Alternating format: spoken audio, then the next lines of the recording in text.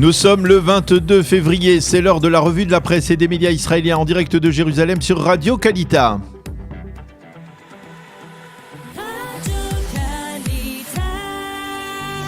Et oui, on retrouve Daniel Haïk à Jérusalem et nous commençons, Daniel, cette revue de presse par un développement dramatique qui pourrait avoir un impact important sur les réfractaires au vaccin contre la Covid-19.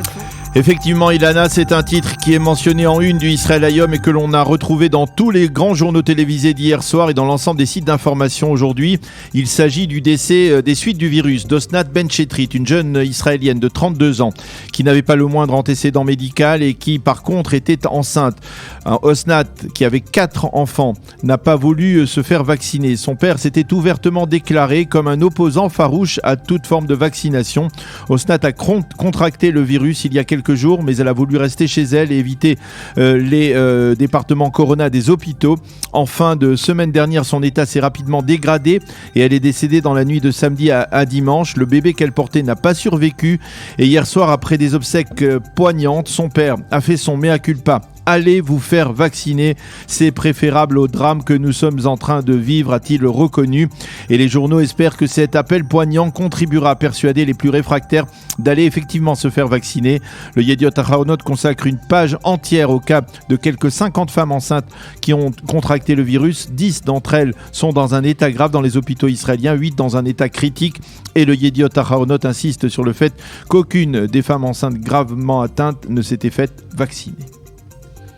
Et puisque nous parlons de vaccination, Daniel, celle-ci pourrait devenir pour Benjamin Netanyahou un levier de pression diplomatique. Oui, Lana, et c'est le titre qui orne la page d'ouverture du Maariv ce matin, qui reprend une information diffusée hier soir sur la radio de l'armée, Galei Tzahal, et dans le Jérusalem Post. Le Premier ministre pourrait en effet envisager de fournir des vaccins à certains pays qui n'entretiennent pas de relations diplomatiques avec l'État d'Israël, et ce, justement, en échange d'une normalisation de leurs relations avec l'État hébreu.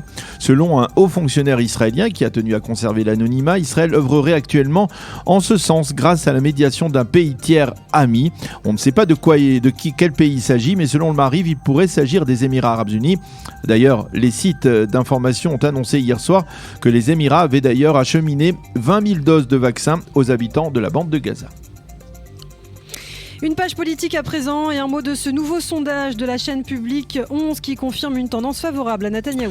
Oui, selon le sondage publié hier soir lors du journal télévisé de cette chaîne publique, la chaîne 11, le Likoud se renforce à 30 mandats, Lapid 18 mandats, Gideon Sa'ar 14, Yamina de Bennett 12 mandats, Chasse 8, Judaïsme de la Torah orthodoxe 7, les partis arabes 9 députés, Lieberman 7, le parti travailliste 6, le sionisme religieux de Smotrich 5 et le parti Meretz 4, tandis que, et c'est important de le souligner, le parti bleu-blanc ne passe plus le seuil d'éligibilité.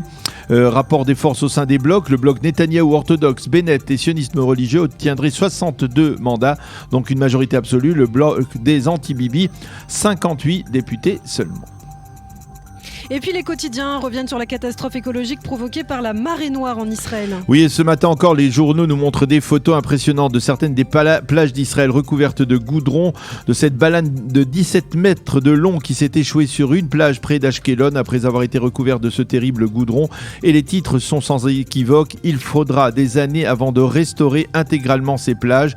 C'est, de l'avis des experts, la catastrophe écologique la plus importante qu'ait subie l'État d'Israël depuis sa création. Le Yediot Ahronoth pose ce matin toutes les questions que se posent les Israéliens dans ce dossier. Dans le reste de l'actualité israélienne, le Israël Hayom se consacre ce matin à une tragédie historique, celle des enfants d'origine yéménite disparus.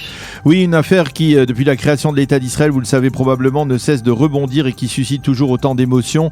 Le Israël Hayom annonce ce matin en manchette que l'État a décidé, certains diront enfin, de dédommager les familles yéménites dont les enfants ont disparu et qui pourraient avoir été dérobés par des institutions au début des années 50. Selon le Israël Hayom, le gouvernement israélien endossera l'entière responsabilité de ce douloureux dossier et il pourrait accorder à chaque famille dont un enfant a disparu un montant de 150 à 200 000 shekels.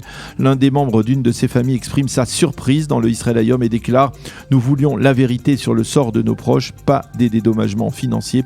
Bref, une affaire qui continue à susciter l'émotion et la colère au sein de la communauté des originaires du Yémen et pas seulement.